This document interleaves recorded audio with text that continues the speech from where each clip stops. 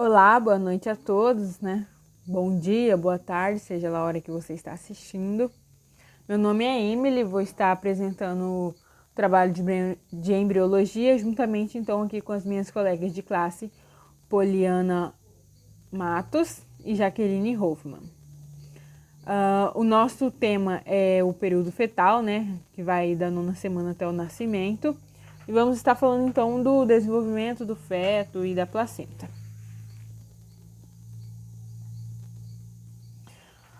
Bom, o período fetal ele é então muito caracterizado, né, pela maturação de órgãos, tecidos e pelo crescimento corporal rápido. Temos então aí o comprimento do feto, que é indicado pelo comprimento crânio-caudal, né, por duas formas aí, né, que é o comprimento crânio-caudal, que é a altura do feto sentado, e o comprimento crânio-tornozelo, que seria então aí a altura do feto em pé, que vai do vértice do crânio até o tornozelo. E esses dois comprimentos aí, eles estão então correlacionados com a idade do feto em semanas ou meses. Por quê?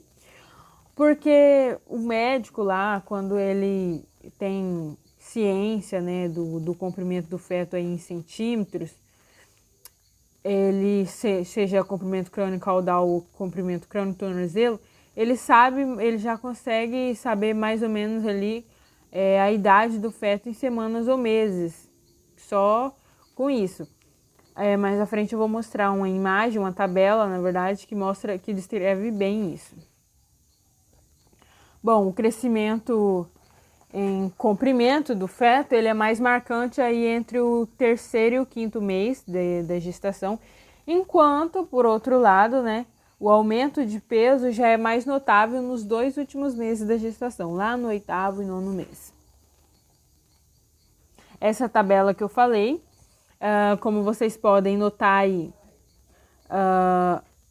nessa relação, né, de comprimento crânio-caudal, vocês olham lá em centímetros. Aí na parte onde está de 20 a 23 centímetros, você já sabe que a idade do feto em semanas é de 21 a 24 semanas. Então, por isso que essas medidas aí de crescimento, né, estão correlacionadas com a idade do feto. Aliás, quando a idade do feto, né, não corresponde com o comprimento crânio-caudal, o comprimento crânio-tornozelo, isso aí pode indicar alguns problemas, né, que eu vou falar mais à frente. Bom, a duração da gravidez, ela pode ser aí exposta, né, de duas formas, né, pode ser de 280 dias, né, que seriam 40 semanas, ou de 266 dias, que são 36 semanas. A de 286 dias, né, de 40 semanas, ela se dá início ali após o início da última menstruação, que começa a contar. Já de 266 dias, né, 36 semanas, ela é uma forma mais apurada, ela já começa a contar ali a partir da fertilização. Então aí a primeira metade da vida uterina do feto, né, ocorre então o aceleramento do crescimento corporal e o desaceleramento do crescimento da cabeça. Como assim? Porque até lá no 3º mês, por exemplo, a cabeça ela constitui cerca de metade do comprimento crânio-caudal do feto, ou seja, ela é muito grande em relação ao corpo, entendeu? É bem desproporcional. No 5º mês, lá no finalzinho do 5º mês, a cabeça já tem aí o comprimento de crânio-tornozelo de cerca de aproximadamente 1/3, ou seja, já deu uma diminuída. E no nascimento ela tem cerca de 1/4 do comprimento crânio-tornozelo. Ou seja, a gente pode notar que há assim uma diminuição no crescimento dela, né? Um desaceleramento nesse crescimento, enquanto o corpo, por outro lado, né, toma um impulso, né, um aceleramento, ele começa a crescer, se desenvolver mais. Durante o 3º mês, a gente consegue notar que os olhos já se moveram ali para o aspecto ventral da face, né, e as orelhas já estão próximas ali da sua posição definitiva. E os membros já alcançaram aí o comprimento relativo ao resto do corpo. Mas as pernas ainda é um pouco menos desenvolvida que os membros superiores, né? Os membros inferiores, eles ainda são um pouco menos desenvolvidos que os membros superiores, são um pouco menores ainda. Então, há essa diferença, mas é coisinha pouca. Mas a gente já consegue notar que os centros primários de ossificação já estão presentes nos ossos longos e crânio, né? A genitália externa também já está desenvolvida. Por isso que a partir de 3 meses já se é possível, então, saber o sexo da criança, né? Essa imagem, ela é de um feto. Vocês podem notar que a cabeça dele é bem grande, né? Bem desproporcional. E no rumo do umbigo ali, se vocês prestarem bem atenção, tem tipo uma tumefação. Uma grande tumefação, né? Que é uma hérnia, né? Causada então aí pelas alças intestinais. Essa hérnia, ela é causada lá na 6ª semana, né? Da gestação. E essa tumefação, essa hérnia aí, na 12ª semana, ela já tá no lugar, já acabou, né? Porque aí as alças, elas retornam à cavidade abdominal. No final da primeira metade da vida uterina, o feto tem aí um crânio caudal, né? Um comprimento crânio caudal de cerca de 15 centímetros com um peso menor que 500 gramas. Ou seja, você pode ver que ele tá, assim, bem levinho, né? Tem muito pouco aí do peso. Porque, como eu disse anteriormente, né? Ele vai pegar mais peso lá nos últimos 2 meses, que vai dar uma engordada boa ao feto. Olha, prestem bem atenção nisso. No final da primeira metade da vida uterina, né? No final do 5º mês, já o feto ali, ele ainda tem, o peso dele ainda é menor que 500 gramas. Ele tem então aí a lanugem, né? Que é uma pelugem fina que cobre aí o feto. E a gente já é possível ver, então, já tem sobrancelhas e cabelo no feto. E a mãe já começa a sentir o movimento, né? Porque, na verdade, o feto, ele se movimenta desde o 3º mês de gestação. Porém, a mãe só consegue sentir esses movimentos a partir lá do 5º mês, então. Aí, na segunda metade da vida intrauterina, né? A gente tem aí, no 6º mês, a gente vê aí a ausência do tecido conjuntivo subjacente ainda, né? Mas os sistemas orgânicos já são capazes de funcionar. Porém, o sistema respiratório e nervoso aí, central, eles ainda não se diferenciaram suficientemente para que a criança consiga sobreviver caso ela nasça nessa hora, entendeu? Nesse mês. Hein? Lá no 7º mês, a criança ela ainda tem um comprimento crânio-caudal de 15 centímetros, mas já tem aproximadamente 1,1 kg, né? Já deu uma engordada boa em 2 meses, olha aí.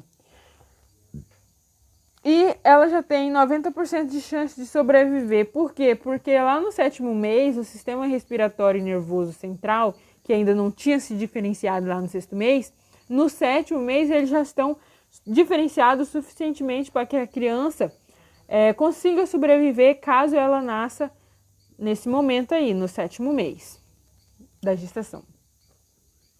No 8º e no 9º mês aí, né? O feto, né, ele adquire cerca de 50% do peso que um feto normal tem, né, quando nasce, a criança tem normal a nascer. E a gente vê então aí a disposição de gorduras subcutâneas, né, que é responsável pelos contornos e traços arredondados do feto. Vemos também que tem o vernix caseoso, que é uma substância gordurosa, né, esbranquiçada, produto de secreção das glândulas sebáceas, certo? E recobre aí a pele do feto. A circunferência do crânio do feto é maior que as outras partes do corpo e isso aí auxilia muito na hora do nascimento, né? No momento do parto, se for um parto normal, né? Porque a cabeça tendo uma circunferência maior, ela passando, né? Ela é a primeira a passar lá no canal, né? Então, o restante do corpo vem mais fácil, né? Se a cabeça passou, o restante passa com a maior facilidade. Já no momento do nascimento, o feto tem um peso normal aí de cerca de 3 quilos a 3,4 kg, com um comprimento crânio caudal de 36 centímetros, comprimento crânio-tornozelo de 50 centímetros. Como eu falei anteriormente, tá? Comprimento crânio-caudal seria aí a altura, então, do feto sentado. E crânio-tornozelo, a altura do feto em pé. Por isso que tem essa diferença aí, nos centímetros. E as suas características sexuais já estão pronunciadas, né? E já consegue ver e tal. Eu tenho aí alguns termos que eu preciso falar, certo? Porque quando a criança nasce com um peso abaixo de... Porque o peso normal é de 2,500 a 4, se eu não me engano, né? É entre 2,500 e 3,500, alguma coisa assim. E quando a criança nasce com o peso, né, abaixo de 2.500 gramas, né, independente da idade gestacional, ele tem aí o que chamamos de baixo peso ao nascer, certo? E temos aí então o PIG, né, que é o pequeno para a idade gestacional, que é quando a criança nasce abaixo do 10º percentil para a sua idade gestacional, ou seja, ele nasce abaixo do normal para a sua idade gestacional. E quando isso acontece, a gente tem duas opções aí. O feto pode ser constitutivamente pequeno, porém saudável, ou patologicamente pequeno, né, com RCF. O que é esse RCF?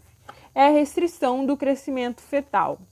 É gravíssimo, tá? Isso é muito importante porque isso pode danificar muito a vida do feto e tem que ser descoberto, certo? Porque pode causar muitos mal para quem nasce com essa restrição do crescimento fetal e tem que ser submetido aos tratamentos certos. E isso ocorre, né, com crianças que não alcançam lá o crescimento intrauterino ótimo, ocorre em 1 a cada 10 bebês e tem uma incidência maior em negros. Causa problemas neurológicos, malformações, síndrome de desconforto respiratório, entre outros tipos de doenças que podem ser, de problemas, né, que podem ser de curto ou longo prazo. E os fatores que causam o RCF, aí, né, a restrição do crescimento fetal, é anomalias cromossômicas, doenças maternas, estado nutricional e o nível socioeconômico da mãe. Por isso que quando a mulher está grávida, né, é indicado que não ingira,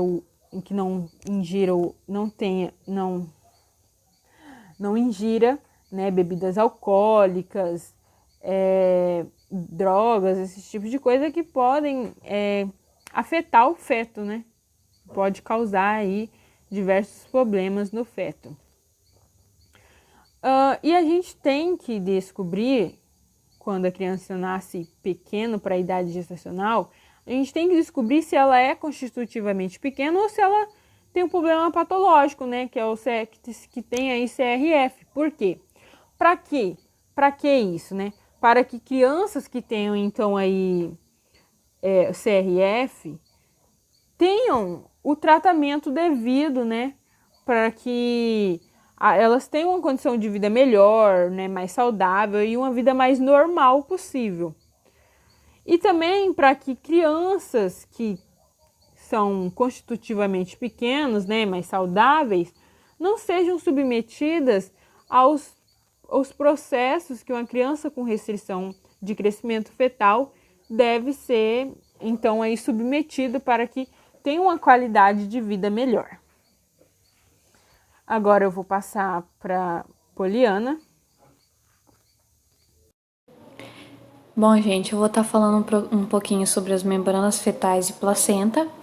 Bom, a placenta ela é um órgão que realiza a troca de nutrientes e gases entre os compartimentos maternos e fetal. A partir da 9ª semana, essa demanda de troca de nutrientes ela aumenta, né, proporcionando grandes mudanças. E a primeira dessas mudanças seria uma elevação na área superficial entre os componentes materno e fetal. A disposição das membranas fetais elas também se altera conforme o aumento da produção de líquido amniótico. Temos então as modificações no trofoblasto. No início do segundo mês, o trofoblasto se caracteriza por um grande número de vilosidades secundárias e terciárias, né, que dão origem à placenta uma aparência radial. A superfície da vilosidade ela é formada pelo sincício trofoblasto, né, que é situado sobre a camada de células citotrofoblásticas que recobre um eixo de mesoderma vascularizado. O sistema capilar ele se desenvolve no centro dos troncos vilosos, né, que logo entra em contato com os capilares da placa coriônica e com o pedículo embrionário, que dá origem ao sistema vascular extraembrionário. O sangue materno, então, ele é fornecido à placenta através de artérias espiraladas no útero, né? Bom, temos então aqui uma imagem. Então, temos lá em cima a artéria espiral, o retorno venoso, as vilosidades secundárias e terciárias, concha citotrofoblástica externa, espaço interviloso, as placas coriônicas e a cavidade coriônica, né? E a descida capsular aqui embaixo. Temos então aí a figura de um embrião humano no início do segundo mês de desenvolvimento, o polo embrionário. No polo embrionário, as vilosidades são numerosas e bem formadas. No polo embrionário, há poucas e são pouco desenvolvidas. Temos então as células que são das extremidades das vilosidades, invadem porções terminais das artérias espiraladas, né? Onde elas substituem as células endoteliais materna para as paredes dos vasos, criando vasos híbridos, né, que contêm células maternas e fetais. Para completar esse processo, as células citotrofoblásticas elas sofrem uma transição epitélio-endotelial, né, que se transformam de pequenos diâmetros em vasos de grandes diâmetros e de baixa resistência, né, que podem fornecer uma quantidade maior de sangue materno. Durante os meses que seguem, várias extensões e mudanças ocorrem, como novas vilosidades, que são primitivas, ou seja, né, desaparecem com o tempo, que seria no início do 4º mês de gestação. O desaparecimento das células citotrofoblásticas, elas ocorrem nas vilosidades menores para maiores, embora sempre persista nas velocidades maiores devido a não participarem das trocas entre circulação materna e fetal. Bom, temos então as correlações clínicas. Eu vou usar um exemplo aqui que seria a pré-eclâmpsia, né? Ela é uma condição caracterizada pela hipertensão arterial ou por uma preinura decorrente à diminuição da perfusão orgânica e ocorre aproximadamente 5% das gestações. Então, assim, 5% é um número baixo, mas não quer dizer que não aconteceria, né? Então, a gente vê bastante casos de pré-eclâmpsia ou até eclâmpsia, né? Que a pré-eclâmpsia que eu vou falar a seguir, ela pode progredir numa eclâmpsia, né? Então, assim, tudo vai dos cuidados da mãe durante a gestação, né? Os exames todos em dias. Ter essa rotina um pouquinho diferente da normal, né? Ela pode começar subitamente a partir da 20ª semana, né? Então, assim, pode resultar no retardo do crescimento do feto, morte do feto ou até mesmo morte da mãe, né? Em casos mais difíceis. E com isso ocorre o distúrbio do trofoblasto, né? Que estaria relacionado com uma diferenciação incompleta ou ausente das células citotrofoblásticas. Bom, a pré-eclâmpsia, ela pode vir de diversos fatores, né? Por conta de obesidade, casos na família, gestação de gêmeos, que a gente sabe que uma gestação de gêmeos ela é um pouquinho diferente de uma gravidez de um bebê só, não que seja diferente assim, né? Mas eu falo assim, os cuidados, geralmente o médico indica que retirem os bebês um tempo antes, né? Para manter os cuidados assim com a mãe e os seus bebês, né? Então, assim, toda a gravidez a gente sabe que precisa dos seus cuidados necessários, né? Também ocorre através por conta de hipertensão, diabetes e outras coisas. Bom, vou estar falando agora sobre o córeo frondoso e a decídua basal. Bom, a gravidez ela progride as velocidades no polo embrionário e continuam a crescer e se expandir, né? Dando origem ao córeo frondoso. Por volta do terceiro mês, o polo abembrionário se degeneram, dando origem ao córeo liso, que seria, né, uma camada funcional do endométrio, né, que é eliminado durante o parto. O polo abembrionário e embrionário, né, suas diferenças refletem na sua estrutura da decídua. E essa decídua basal, ela consiste em camadas compactadas de células grandes, né, que são células com quantidades abundantes de lipídios e glicogênio. Temos aqui então uma outra imagem, né? Em cima estaria o córeo frondoso. Temos também o cordão umbilical, que é fundamental, né, para o desenvolvimento do bebê, onde vai estar levando todos os nutrientes da mãe, né, para ter uma gestação saudável. Temos então o pedículo da vesícula vitelina, a vesícula vitelina, o âmnio e o córeo liso, né? Bom, temos então aqui uma imagem, um embrião de 6 semanas, o saco amniótico e a cavidade coriônica foram abertas para expor o embrião, mostrando a aparência frondosa do trofoblasto no polo embrionário, em contraste com as pequenas vilosidades no polo abembrionário. Observe o pedículo, né, embrionário e a vesícula vitelina com seu ducto vitelino extremamente longo. Então, assim, a placa decídua faz contato direto com o córeo, né, que proporciona o crescimento da vesícula coriônica, que se alonga e degenera. Subsequentemente, o córeo liso fica em contato com a parede uterina, que seria a decídua parietal. O córeo frondoso, juntamente com a decídua basal, formam a placenta. E a fusão do âmnio e o córeo forma a membrana amniocoriônica, liberando o líquido, né? Que seria assim, essa membrana ela se rompe durante o trabalho de parto. Então, aquele líquido que a gente vê quando rompe a bolsa, com um parto de cesariana também, aquele líquido. Então, assim, essa membrana faz com que libere esse líquido, né, no momento do parto. Então, era isso, gente, a minha apresentação. Oi, eu vou dar continuação à nossa apresentação sobre a estrutura da placenta.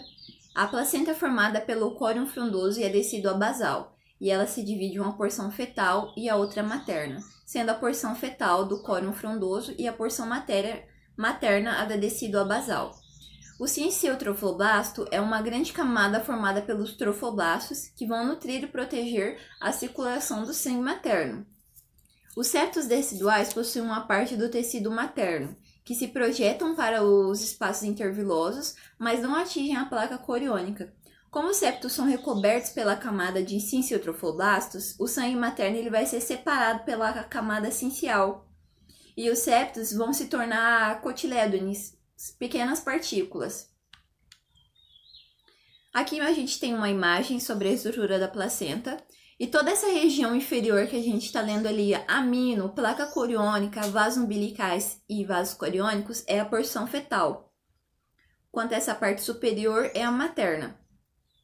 Aqui a gente pode observar também os vasos intervilosos, que se aparentam com uma raiz, né? A gente pode ver ali. É ali que vai acontecer a circulação do sangue. E quanto aos septos deciduais, eles já se tornaram os cotilédones, né? São essas pequenas partículas na coloração azul. O sangue ele vai sair pelas veias endometriais.